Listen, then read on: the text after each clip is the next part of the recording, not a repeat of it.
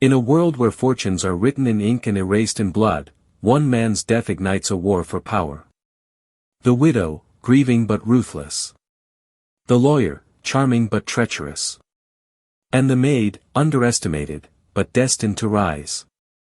At the heart of it all, a will that could crown a queen or bury a servant. This is not just a story of inheritance, it's a battle for survival. Welcome to the widow, the lawyer, and the maid who won it all. The sky above Stirling Manor hung heavy with grey clouds, as though even heaven itself was mourning the death of Victor Stirling, the business tycoon whose empire stretched across continents, whose power had crushed rivals, and whose wealth had bought silence in places where truth once lived. Inside the sprawling estate, hundreds gathered. Politicians, CEOs, investors, journalists, they all came, not out of love, but curiosity, calculation, and fear. Because when a man like Victor dies, the question isn't who will remember him. The question is who will replace him. Among the crowd, one figure stood out, not because of her presence, but because of her invisibility. Clara Reyes, the maid who had quietly served in the shadows for years, stood at the very back. Dressed in a simple black dress she had borrowed, her head bowed, her eyes flickering with emotions she couldn't name. Clara had scrubbed the marble floors of this house. She had polished its silver, washed its curtains, and carried Eleanor Blackwood's diamond-studded gowns to the cleaners. Yet today, she stood in the same room as senators and billionaires. And somehow, she knew, this day would change everything. At the front, Eleanor Blackwood sat, her posture regal, her black veil perfectly in place. To the world, she was the grieving widow, sophisticated, fragile, touched by tragedy. But beneath her calm expression, something darker simmered. Her fingers clutched the armrest of her chair so tightly her knuckles whitened. She wasn't just burying her husband today. She was preparing to claim the empire he left behind. An empire she believed was hers by right. And then, there was Richard Hale. The lawyer. Smooth, collected, and with eyes sharp enough to read people the way most read newspapers. He wasn't just Victor's lawyer, he was the keeper of secrets. Secrets bound in paper and signed in ink. And soon, those secrets would be unleashed. Detective Marlowe wasn't invited, but he was there. Not in the front row, not on the guest list, but lingering just far enough to watch. He wasn't here to mourn. He was here to observe. Because whispers had already begun, Victor Stirling hadn't died naturally. And if those whispers carried truth, Marlowe would be the one to uncover it. The priest's voice droned on, the words about life and death floating into the high cathedral ceilings. But nobody was really listening. Not the politicians checking their watches. Not the investors calculating stock shifts. And certainly not Eleanor, whose thoughts were already leaping ahead, to the will.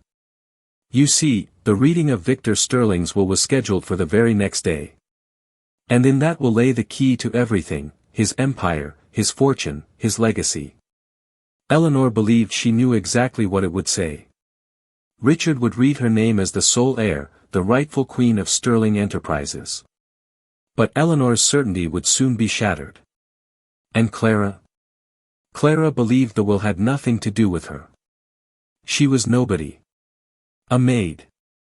An employee paid in wages so small she sometimes skipped meals so her younger sister could eat. For Clara, today was simply about respect, for the man who had once, in rare moments, shown her kindness. She had no idea she was walking into a storm that would turn her life upside down. The funeral ended with the lowering of the casket. Eleanor pressed a delicate lace handkerchief to her cheek, her eyes glistening for the cameras, every movement calculated for effect. Reporters scribbled notes, cameras clicked. The grieving widow, the headlines would read tomorrow. But Richard noticed something no one else did, Eleanor's tears didn't reach her eyes. Clara, standing in the shadows, whispered a prayer.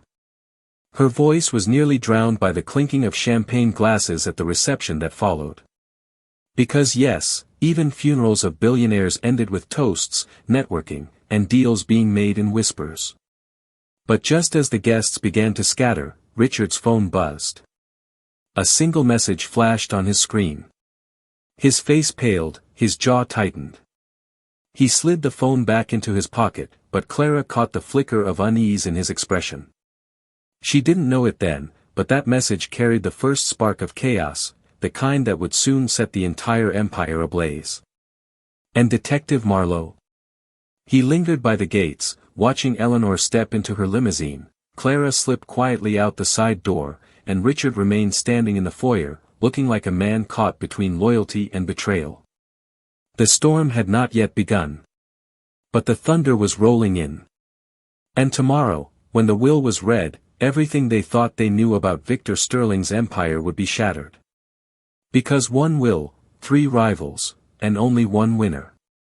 Before we dive into the chaos that begins with the will's reading, make sure you hit that like button, drop your thoughts in the comments, and subscribe. Trust me, you won't want to miss the secrets about to unfold next. The next morning, the world of Sterling Enterprises held its breath. The will of Victor Sterling, the man who had ruled boardrooms like kingdoms, who had crushed rivals with a single phone call, was about to be revealed. The scene was set in Sterling Manor's grand library. Tall mahogany shelves towered to the ceiling, their rows of leather-bound books untouched for decades. Heavy curtains dimmed the sunlight, casting the room in shadows. A long oak table dominated the center, and around it sat the players whose fates would soon collide. Eleanor Blackwood entered first, gliding across the room like royalty. She wore black silk, diamonds glinting on her wrist despite her veil of mourning. Her lips curved into the faintest smile as she took her place at the head of the table. She wasn't nervous, at least, not outwardly. In her mind, this was a formality. The empire was hers. The only question was how quickly Richard would confirm it. Richard Hale, the lawyer, was already waiting. Papers stacked neatly before him, his expression calm, almost unreadable. But behind his practiced composure, tension brewed. He knew something no one else in that room did. Something that would detonate like a bomb. Clara Reyes had been told she was needed. She had protested, why would a maid need to attend a will reading? But Richard had insisted. Now, she sat near the back, her hands folded nervously, her eyes darting between the glittering chandelier and Eleanor's cold gaze. Clara felt utterly out of place. This wasn't her world. Yet, deep down, she couldn't shake the feeling that something was very, very wrong. And then, the door creaked open. Detective Marlowe slipped in quietly, standing near the wall. He wasn't officially invited, but Richard hadn't stopped him either. After all, Victor's death still carried unanswered questions. Marlowe's piercing eyes swept the room, taking in every detail, Eleanor's smugness, Clara's unease, Richard's restraint. He was looking for cracks. Richard cleared his throat. The room hushed.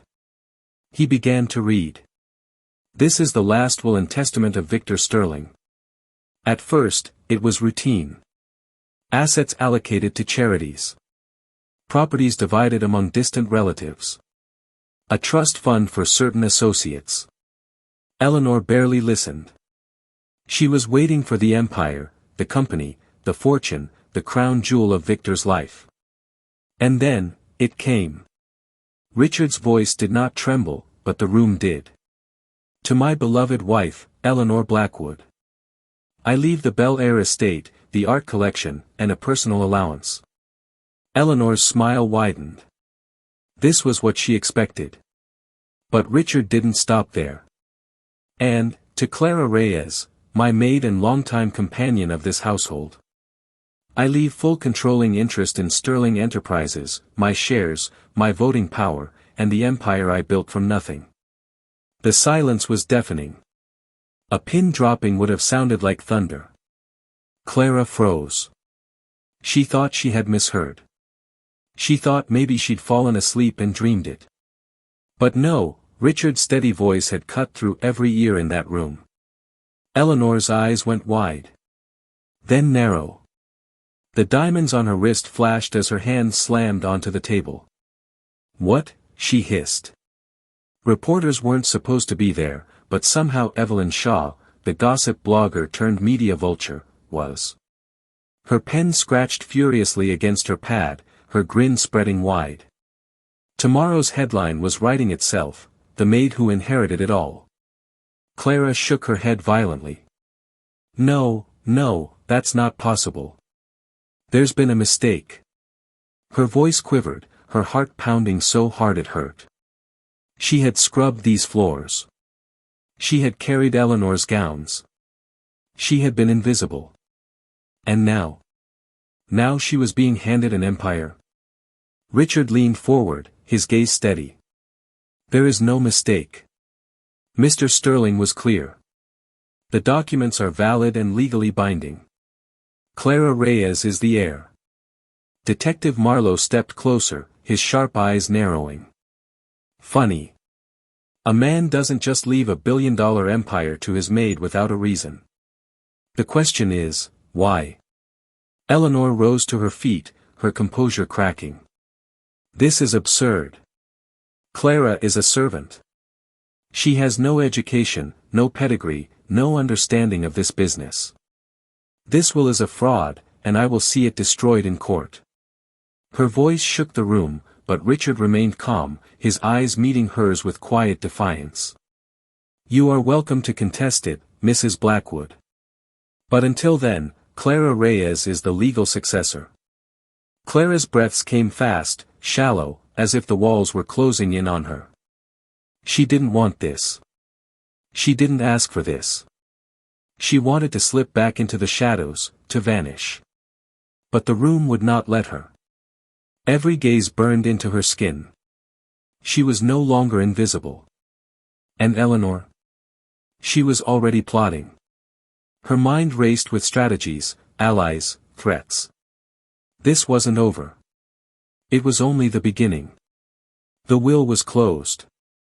The room erupted, voices shouting, chairs scraping, reporters slipping out to blast the news to the world. Clara sat frozen, her hands trembling in her lap.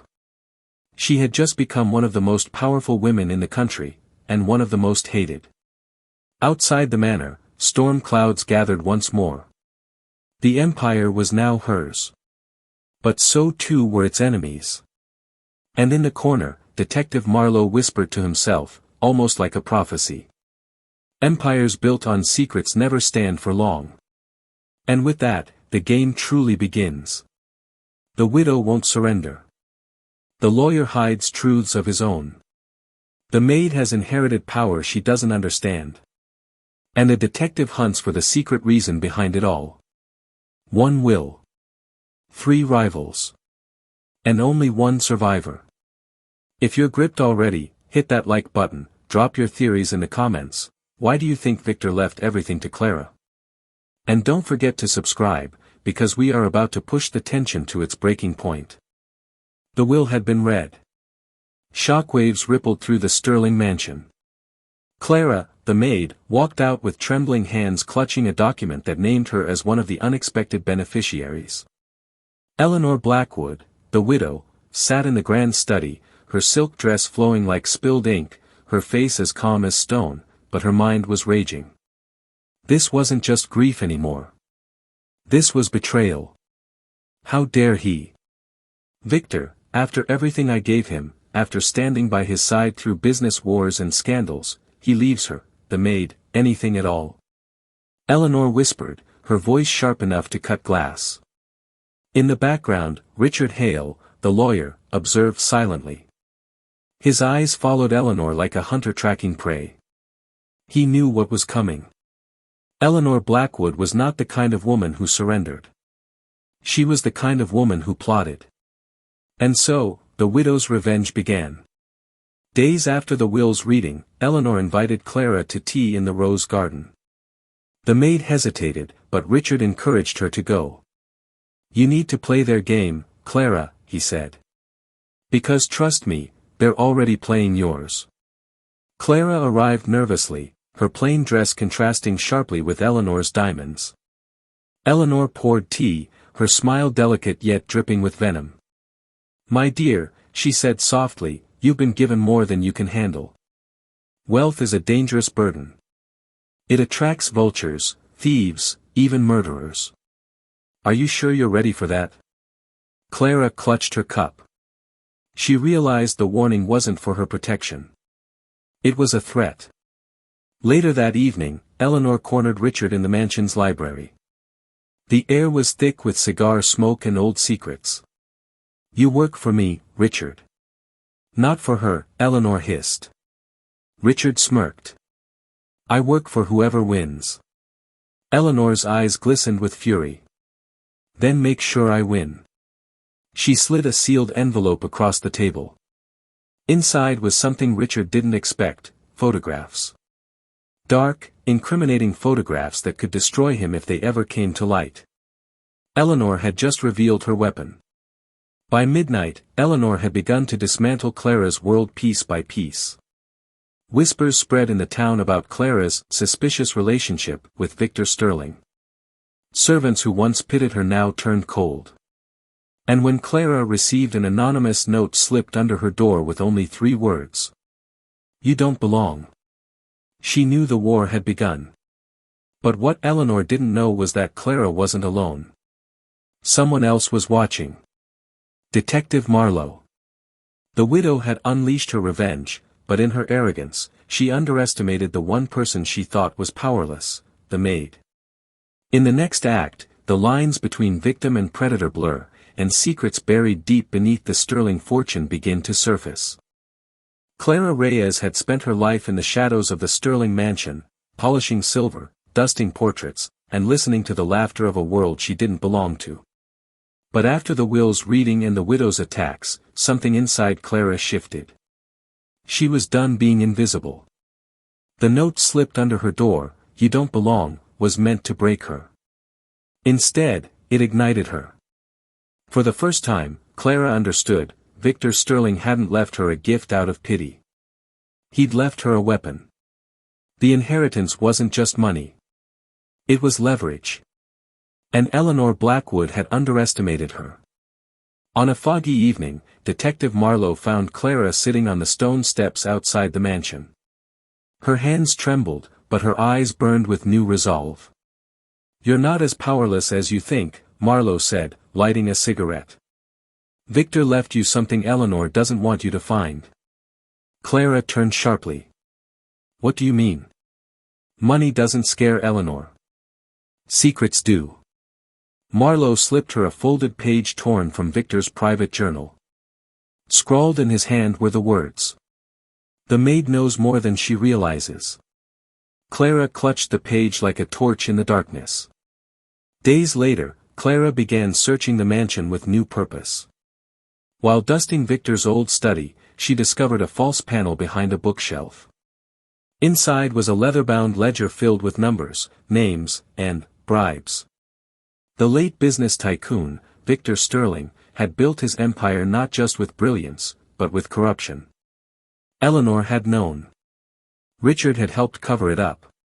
But now Clara held the proof. And proof was power. When Eleanor confronted her again in the rose garden, Clara was no longer timid. Eleanor sneered, "You're a servant pretending to be a lady. You'll never belong here." Clara's voice was steady. "Maybe not. But I know the truth. And soon, everyone else will too." For the first time, Eleanor faltered. The maid was no longer prey. She was becoming a rival. The widow had unleashed her revenge. But now the maid was awakening, armed with secrets that could burn the Sterling Empire to the ground. The next act will reveal just how far Clara is willing to go, and who will pay the ultimate price. Richard Hale had always known how to play both sides. That's what made him powerful, and dangerous. As the Sterling family lawyer, he had seen every contract, every amendment, every desperate signature Victor Sterling had left behind. He knew the secrets inked into fine print, the loopholes buried in elegant wording. But while Eleanor Blackwood saw Richard as her ally, and Clara Reyes cautiously trusted him as her guide, Richard had always been loyal to only one person. Himself. Late one night, Eleanor summoned Richard to the drawing room. Candlelight flickered across her pale face, casting shadows as she poured 2 glasses of wine. "Richard," she said softly, "you've always been more than a lawyer to this family. You've been indispensable. And I reward loyalty." Richard smirked. He knew this was Eleanor's attempt to lure him to her side completely. "You want Clara gone," Richard said plainly, swirling his wine. Eleanor leaned closer. "I want her erased, from the will, from the estate, from history. Help me, and I'll make sure you're not just compensated. You'll be untouchable." For a moment, Richard looked into her eyes. Calculating. Deciding. Then, with a charming smile, he raised his glass. "Consider it done." Richard's betrayal came cloaked in kindness. He approached Clara days later with concern in his voice. "Clara, I think you're in danger. Eleanor's plotting something. But I can help you." Clara's trust wavered, but her desperation to survive made her cling to his words. Richard gave her a sealed envelope. "Inside is evidence that will protect you. Keep it close. Don't show anyone yet, not even Marlowe." Clara thanked him, unaware that the envelope contained not protection, but a forged letter designed to implicate her in a theft. A theft she had never committed. The stage was set. Eleanor discovered missing jewels from Victor's private collection. Richard conveniently found the incriminating letter among Clara's belongings. And suddenly, the once quiet Maid became the center of scandal. Eleanor's voice dripped with venom as she confronted Clara in front of the estate staff. "You dare steal from the very man who showed you kindness. You disgust me." Clara's protests meant nothing. The evidence was damning. And in the shadows, Richard smiled. Detective Marlowe wasn't so easily fooled. He studied the forged letter carefully, noting the ink, the rushed handwriting. He lit another cigarette and muttered, "Sloppy, Hale. Very sloppy." But he said nothing, yet. He wanted to see how far Richard would go. Marlowe understood something the others didn't: betrayal has a way of circling back, striking even the betrayer. Clara, broken and humiliated, sat in the servants' quarters clutching the false evidence. Her eyes burned, not just with tears, but with fire. She realized the truth: Richard Hale wasn't her protector. He was her executioner. And in that realization, Clara's transformation deepened. She whispered to herself, "If they want war, I'll give them war." The widow thought she'd crushed the maid. The lawyer thought he'd won. But Clara Reyes was no longer a servant. She was rising, and when she rose, she would drag both Eleanor and Richard down with her. And in the shadows, Detective Marlowe sharpened his suspicions, waiting for the perfect moment to expose them all. The story is far from over. Detective Marlowe had seen 100 cases of greed, betrayal, and blood money. But something about the Sterling estate made his instincts burn sharper than usual. This wasn't just about inheritance. This was about survival. And he knew one thing for certain: if he didn't play the game smarter than the widow and the lawyer, Clara Reyes would be crushed before the truth ever surfaced. Marlowe walked the echoing corridors of the Sterling mansion, every step deliberate. Staff whispered in corners, glancing nervously at him as though he were some phantom brought in to dig up buried sins. He paused near a half-open door. Inside, Eleanor's voice slithered like poison. "She's weak, Richard. A girl like Clara can't possibly hold her ground in this world." Richard chuckled low. "Then we'll make sure she doesn't. The sooner she falls, the sooner the empire is ours to shape." Marlowe didn't flinch. He simply flicked the ash of his cigarette into a silver tray and walked away, his mind recording every word like a tape machine. Later that night, Marlowe found Clara sitting alone in the garden, her shoulders trembling. She looked up at him with tear-stained cheeks, clutching the forged letter as though it were a curse she couldn't let go of. "They've ruined me," she whispered. "Everyone thinks I'm a thief." Marlowe studied her quietly before kneeling beside her. His voice was calm, steady. Listen, kid. The higher the stakes, the dirtier the game. But remember this, Eleanor and Richard aren't as smart as they think. People who scheme that loudly always leave cracks in their armor. Clara blinked at him. Why are you helping me? Marlowe smirked. Because I hate cheaters. And something tells me, you're not done fighting. The next morning, Marlowe began his silent war. He, accidentally, let Eleanor see him pocketing a file. He forgot a notepad in Richard's office filled with cryptic notes. And at dinner, he casually mentioned that handwriting analysis could expose forgeries in seconds. Every move was calculated to make Eleanor and Richard nervous, to draw them out, to make them slip. And slip they did. Richard, normally cool and composed, began showing cracks. His confident smiles looked strained. He confronted Marlowe late one evening. You're digging where you don't belong, detective. My advice? Stop. Marlowe leaned against the wall, unshaken. Your advice? Cute.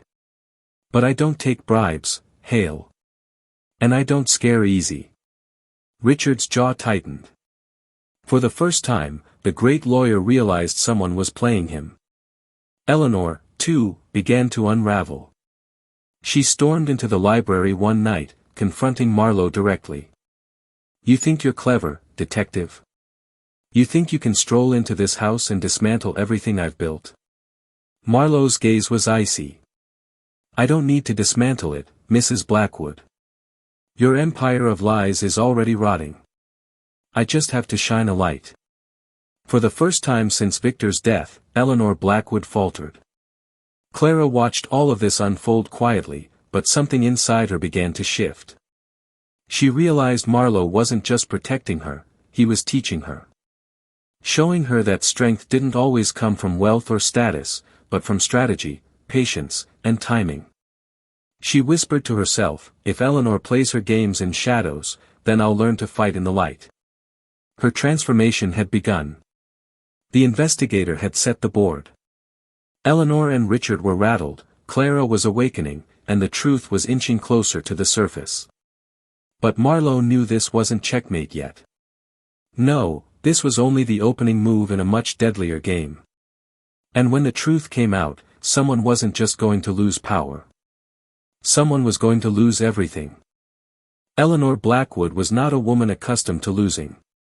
For days, she had watched Detective Marlowe slither through her home, planting seeds of doubt, whispering poison into Clara's ear, and rattling Richard's confidence. Enough was enough. The widow who had once charmed kings and conquered boardrooms decided it was time to strike back. And when Eleanor Blackwood struck, it was never gentle. Eleanor invited half the city's elite to a lavish dinner at the Sterling mansion. The chandelier glowed golden, the table set with crystal glasses and silver platters. She made sure Clara sat at the very end of the table, her plain dress making her look like a servant who had accidentally wandered into royalty's hall. And then Eleanor performed. To my late husband's memory, she toasted, her diamond bracelet catching the light. Victor built this empire from nothing, and I will not stand idle while it falls into unworthy hands. Gasps, murmurs, side glances at Clara. Eleanor had set the narrative, Clara was the intruder. Clara lowered her eyes, feeling the sting, but she didn't crumble. Not this time. Richard played his part perfectly. Midway through the dinner, he stood, his voice smooth yet sharp. Some of you may not know, but troubling evidence has emerged. Forged letters. Questionable claims. It seems, not everyone at this table is who they appear to be. Every head turned toward Clara. The humiliation was complete. Eleanor and Richard exchanged a subtle glance, their scheme executed flawlessly in the eyes of society. By the next morning, socialite blogs exploded. Maid or millionaire fraud, screamed one headline. Widow strikes back at imposter heiress, wrote another. Eleanor had unleashed Evelyn Shaw, the city's most ruthless gossip blogger, who splashed Clara's face across every paper and screen. In less than 24 hours, Clara Reyes had gone from mystery heiress to public scandal. But Marlowe wasn't shaken. He found Clara hiding in her room, clutching the tabloids with trembling hands. "They're destroying me," she whispered. "I should just walk away." Marlowe knelt beside her, his voice steady. "That's exactly what Eleanor wants. But let me tell you something, Clara, predators always reveal their desperation when they attack too loudly. This counterstrike. It means they're scared." Clara's tear-streaked face hardened. "Then I won't give her the satisfaction of breaking me." But Eleanor wasn't done. That night, she confronted Clara directly in the grand hallway. Her voice was velvet dipped in poison. "You don't belong here, Clara. This house, this fortune, this world, none of it is yours. You're a maid playing dress-up, and soon, everyone will know it." Clara straightened, her chin trembling, but her voice did not. "I may not belong to this world yet, Mrs. Blackwood. But I'm not walking away. Not this time." Eleanor's smirk faltered. For the first time, the widow saw not a servant, but a rival. As Eleanor retreated to her chambers, fury burned in her chest. She poured herself a glass of wine, her reflection in the mirror sharp and dangerous. "This isn't over," she whispered to herself. "If Clara Reyes wants war, then war she shall have." And as the widow plotted her next devastating move, Detective Marlowe lit another cigarette outside, his eyes narrowing. The game had escalated. And this time, the counterattack might just draw blood. The widow had struck hard, poisoning Clara's name and rallying society against her. But Marlowe wasn't shaken, and Clara was starting to discover her own resilience. The war for Victor Sterling's empire had entered its deadliest phase. And if you think Eleanor's counterattack was brutal, wait until you see her next move. Stay tuned, because the storm is only getting stronger. If you're hooked, don't forget to like this video, drop a comment with your theory, and subscribe so you don't miss the next shocking twist in this saga. The Sterling estate had become a chessboard of betrayal, manipulation, and buried truths. But now, the battlefield shifted to its most dangerous arena yet, the courtroom. It wasn't just about the money anymore. It wasn't even about Victor Sterling's empire. It was about survival, reputation, and power. Eleanor Blackwood, the widow, swept into the chamber like royalty. Dressed in black silk, her veil a weapon as sharp as any dagger, she radiated an air of grief blended with command. Every step down the aisle was calculated, as if she were walking toward victory itself. Beside her, Richard Hale, the lawyer, carried himself with calm arrogance. His tailored suit gleamed under the overhead lights, his cufflinks catching the judge's eye. He wasn't just there to argue a case, he was there to win it, at any cost. Across the room sat Clara Reyes, the maid who was never supposed to matter. Her dress was plain, her posture small compared to Eleanor's commanding presence. But her eyes told a different story. They were the eyes of someone who had endured too much to back down now. And at the far corner, almost invisible but always watching, sat Detective Marlowe. A quiet observer, leaning back in his chair, taking notes no one else saw. He wasn't there to pick sides. He was there to expose the truth, and he already knew more than he was letting on. The gavel struck. The judge's voice boomed. This court is now in session. The matter, the contested will of Victor Sterling. Gasps rippled through the packed gallery. The will. The document that held the power to crown one winner and destroy the others. Eleanor glanced at Richard, her lips barely moving. Make her nothing. Today. Richard rose with the confidence of a man who could bend the law itself. He approached the jury box with a smile, warm, charming, deceptive. Ladies and gentlemen, today you will hear a tale spun by a desperate girl who wishes to climb from the dust of servitude into an empire that was never hers. Clara Reyes was a maid. Nothing more. A maid does not inherit the fortune of a tycoon. Logic, common sense, and the very fabric of society reject such a fantasy. His words flowed like silk. The jury leaned in. Some nodded. Eleanor's smirk curled beneath her veil.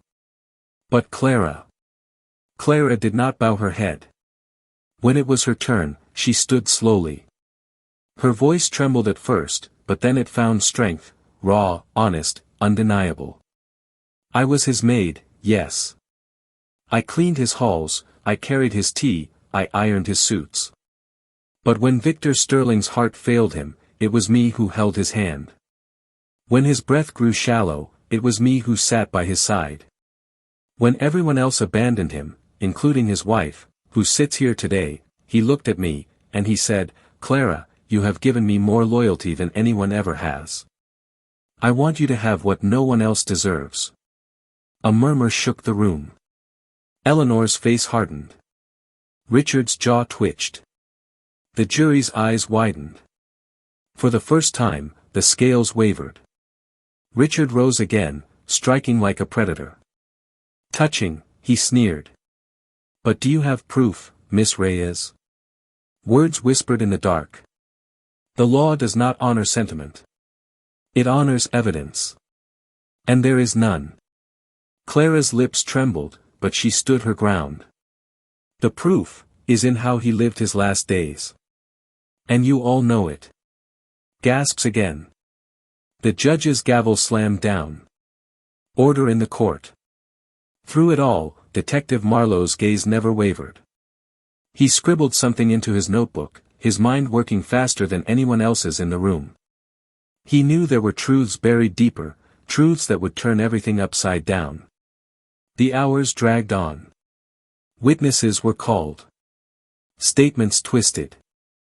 Eleanor's allies painted Clara as an opportunist, a schemer, a manipulative girl who latched onto a dying man. Richard's arguments cut like knives, each one designed to bury Clara under the weight of doubt. But Clara fought back with sincerity. She spoke of Victor's loneliness.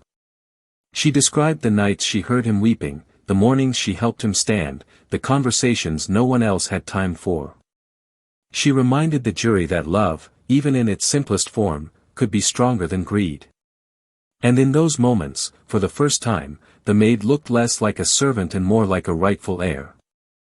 Eleanor could not bear it. She slammed her hand on the table, startling the courtroom. "She is nothing," Eleanor hissed. "My husband built his empire with me. Not with her. This girl, is a thief, trying to steal the legacy of a man she could never understand." The judge scowled. "Mrs. Blackwood, control yourself." But Eleanor wasn't done. She leaned forward, her voice cold and venomous.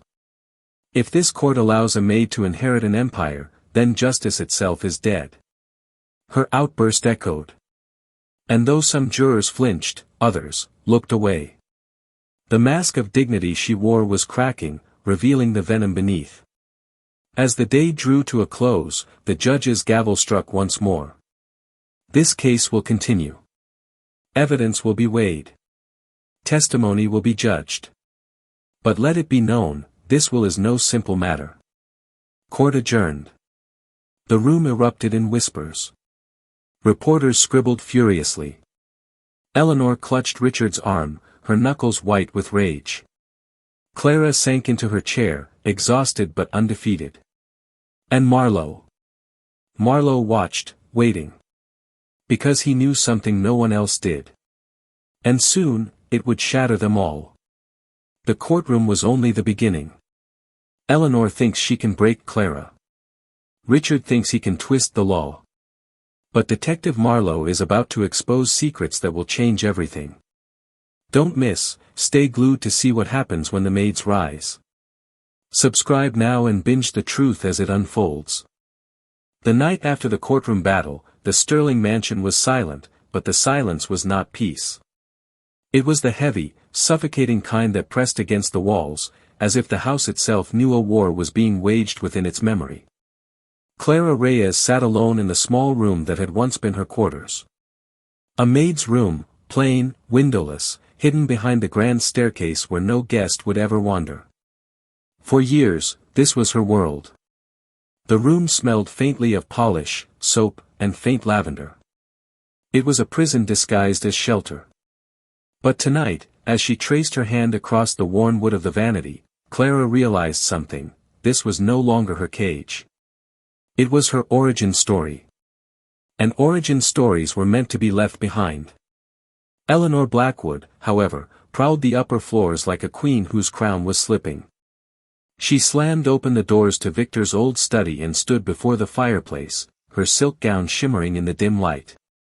Rage burned beneath her grief. She thinks she can rise from rags to riches. Over my dead body, Eleanor muttered, fingers tightening around a crystal glass of bourbon. Richard Hale sat in the armchair across from her, unbothered, swirling his drink with the ease of a man who thrived on chaos. "Careful, Eleanor," he drawled. The jury seemed to like her. The humble servant angle, it plays well. People adore underdogs. She's not dangerous yet, but if she gets smarter, she will be. Eleanor spun on him, eyes flashing. Then stop her before she becomes dangerous. That's your job, isn't it? Richard only smiled, his reflection flickering in the firelight.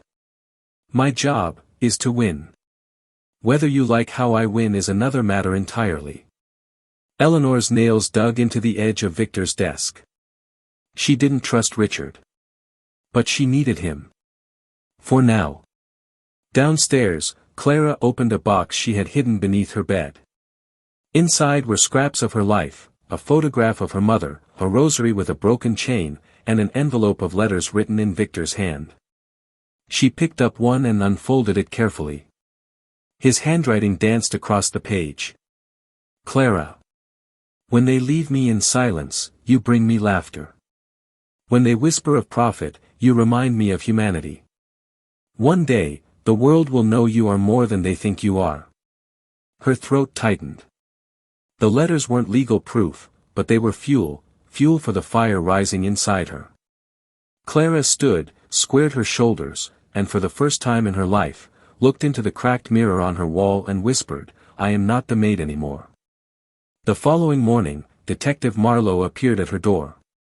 His presence was quiet, but commanding, like a storm that had not yet broken. "Miss Reyes," he said, removing his hat. "We need to talk." She blinked, startled. "About the trial?" Marlowe's eyes narrowed. "About the will. And about Victor Sterling. You see, things aren't as simple as a signature and a witness. There are layers here, hidden accounts, transactions, even secrets Victor didn't tell his wife." Clara's heart pounded. "Why are you telling me this?" Marlowe leaned against the doorframe, his voice low. "Because you're the only one not blinded by greed. And because if you don't rise now, they'll bury you. Permanently." The word "bury" lingered in the air like smoke. Clara swallowed hard and nodded. The maid was becoming the contender. Days passed, and Clara's transformation began quietly.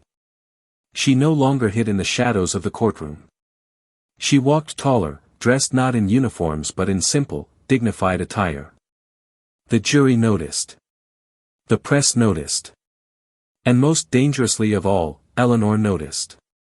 At each hearing, Clara spoke more firmly. When Richard twisted her words, she untangled them with honesty.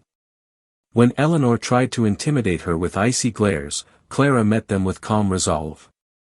The courtroom became her crucible, burning away the timid servant and forging someone new. By the third week of the trial, whispers spread through the gallery, "Maybe the maid deserves it. Maybe she really is the rightful heir." Eleanor Blackwood's rage boiled hotter with every passing day. In the privacy of her boudoir, she shattered mirrors, tore fabric, and hurled perfume bottles against the wall. Richard remained cool, but even he began to shift uncomfortably. Clara's rise wasn't part of his calculation. He had underestimated her, everyone had. "She's turning the tide," he admitted one evening. "If we don't find something to destroy her, Eleanor, she'll take everything." Eleanor's eyes glinted like steel. "Then we don't just destroy her. We erase her." That night, Clara returned to her quarters and found her belongings rifled through. The box of Victor's letters, gone. Her breath caught. Fear slithered into her chest, but then she remembered Marlowe's words, "Rise, or they'll bury you." Clara clenched her fists. They wanted her weak. They wanted her broken. But they had made one mistake: taking away the last of her servitude had freed her completely. She stood before Victor's portrait in the grand hall, her voice trembling but resolute.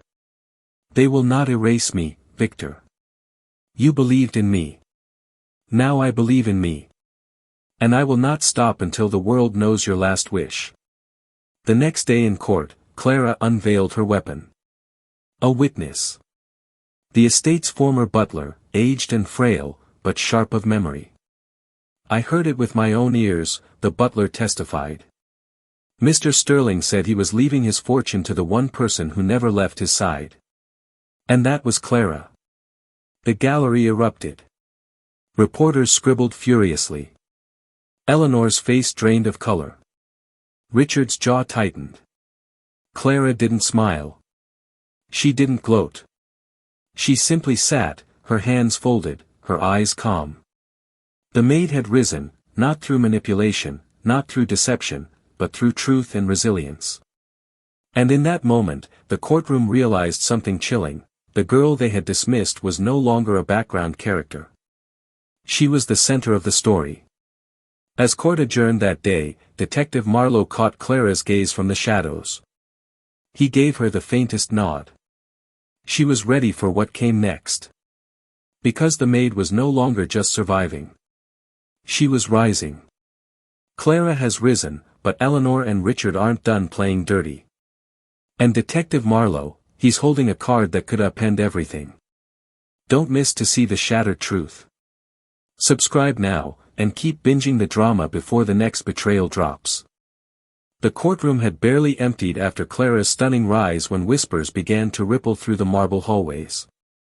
Reporters swarmed the courthouse steps, cameras flashing like lightning in a storm.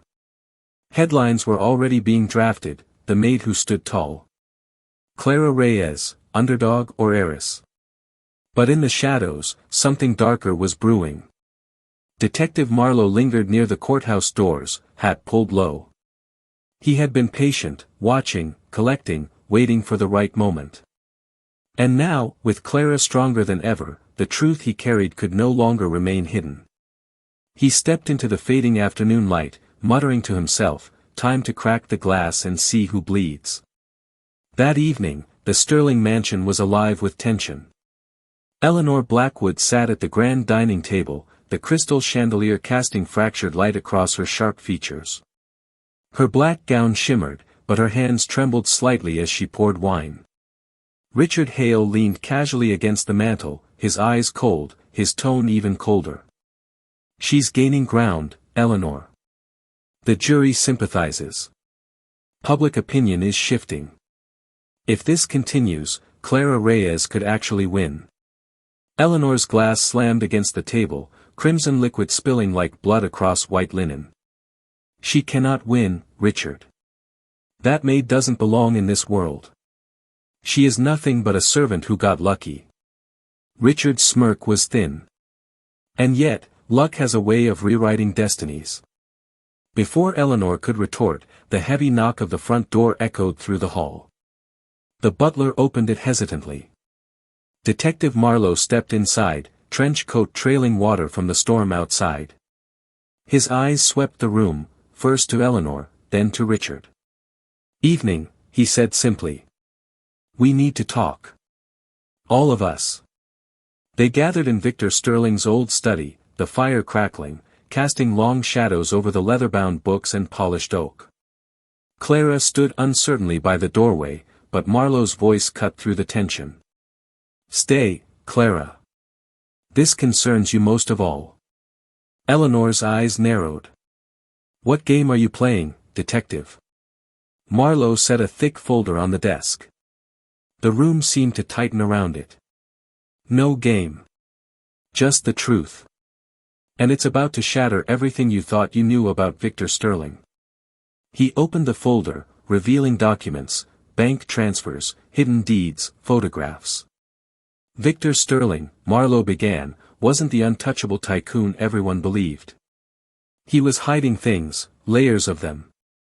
Offshore accounts, properties under false names, and most damning of all. He slid forward a photograph.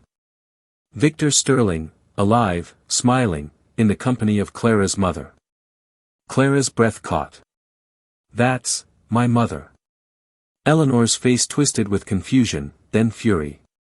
"What is this supposed to mean?" Marlowe's gaze was steady.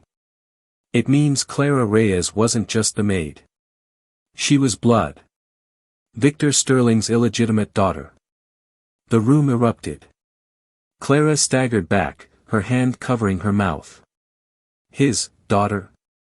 No. That can't be." Richard's cool facade cracked for the first time, his jaw tightening, eyes darting between Eleanor and Clara. Eleanor, however, screamed, "Lies. This is fabrication. He would never." Marlowe's voice cut through the chaos. "DNA tests don't lie. I had them run weeks ago. The results came in this morning. Clara Reyes is Victor Sterling's child. The rightful heir. Not by sympathy. Not by chance. By blood." The silence that followed was deafening. Only the fire popped in the hearth, a cruel reminder of how fragile facades could be when exposed to flame. Clara sank into a chair, tears burning her eyes. Her entire life, she had been treated as invisible, disposable. And now, she was not just the maid who inherited. She was the daughter of the empire itself. Eleanor's rage boiled over. She lunged toward Clara, venom in her voice. "You think this changes anything? You're still nothing.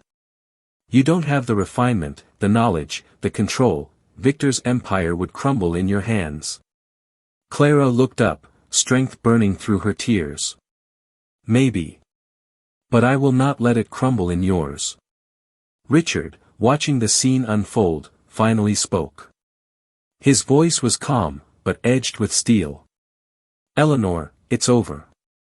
The bloodline speaks louder than the will. We can fight, yes, but the truth is undeniable. And the law will see it." Eleanor turned on him, betrayal flashing in her eyes. You're siding with her now?" Richard only shrugged, but his silence was answer enough. Eleanor's scream echoed through the study as she hurled her glass into the fireplace, shards scattering like the pieces of her collapsing world. Detective Marlowe closed the folder, his work complete. The truth is ugly, but it's unshakable. Clara Reyes isn't just the maid who rose. She's the heir. And now, the question is simple: what will she do with the empire she never asked for? The storm outside raged harder, rattling the mansion's windows. Inside, every pair of eyes fell on Clara. The widow, the lawyer, the investigator, they were no longer in control. The girl who once scrubbed their floors was now the center of everything. And as Clara lifted her chin, a single thought echoed in her mind: the maid is gone. The heiress has risen. And there you have it, the shattered truth that rewrites everything. Clara is no longer just the maid. She's the daughter of Victor Sterling, the true heir to his empire. But with Eleanor's fury unchained and Richard's loyalty uncertain, will the empire stand, or fall into ruin? Don't miss the finale. Subscribe now, and keep binging this saga to see how it all ends. One will. 3 rivals. And an empire built on shadows. Tonight, everything shatters. The widow makes her final move. The lawyer risks everything on betrayal. And the maid, once invisible, faces the fate of an empire that could make her, or destroy her. This is the grand finale of The Widow, the lawyer, and the maid who won it all, and nothing will ever be the same. The screen lingers on Victor Sterling's towering portrait in the Sterling estate. His cold eyes stare down at the gathering storm of his legacy. The courtroom battles are over. The investigations have been closed. Yet, the war for the Sterling Empire has only just begun. Clara Reyes, the maid-turned-heiress, now sits at the head of Victor Sterling's vast boardroom table. Her hands tremble slightly as she clasps the golden pen, the same pen Victor once used to sign billion-dollar contracts. Around her, the board members whisper, their eyes darting between the widow, Eleanor, and the disbarred yet still dangerous Richard Hale. Eleanor's gaze burns with quiet rage. She's dressed in her signature black silk, her diamond earrings glinting like daggers. To the untrained eye, she's grieving still. But beneath that veil lies the mind of a woman who refuses to be erased. Richard Hale, once the orchestrator of secrets, leans back in his chair, his lips curled into a half-smile. Betrayal had cost him his career, but it hadn't stripped him of his cunning. He is still the serpent in the room, watching, waiting. And Clara? She feels the weight of her rise pressing down like chains. For every cheer from the loyal staff who see her as a symbol of justice, there are 10 more enemies sharpening their knives in silence. The empire is hers, yes, but power always has a price. That night, Eleanor stands alone in the mansion's library, gazing at Victor's portrait. Her voice is low, broken, almost tender. They think it's over, Victor. But they don't know me. They don't know what I'll do to protect what's mine. Her fingers brush against a hidden drawer. Inside, documents, offshore accounts, and proof that Victor's empire was never as clean as Clara, or anyone else, believed. The widow's revenge is far from finished. Meanwhile, Richard Hale dines alone in a quiet restaurant. His reflection in the wine glass looks more dangerous than ever. The maid has her empire, the widow has her secrets, but me? I have time. And time is the sharpest weapon of all. He lifts his glass to an invisible toast, his smile as smooth as poison. Clara sits in Victor's office, the city lights blazing through the glass walls. The skyline of power that once belonged to Victor Sterling now belongs to her. But the silence is suffocating. She whispers to herself, not in triumph, but in resolve. I didn't ask for this empire, but I'll protect it. No matter what it costs. The camera pulls back, showing her small figure dwarfed by the vast office. A maid no longer, but a queen surrounded by wolves. The Sterling Empire has a new master, but victory is never without enemies. Eleanor plots in silence. Richard sharpens his smile like a blade. And Clara? She's no longer the maid. She's the one holding the empire's crown. But the question lingers, how long before it crumbles again? If this story gripped you to the very end, don't stop here.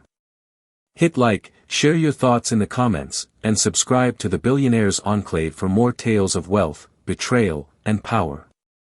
Because this empire may have fallen, but another is about to rise, and you won't want to miss it.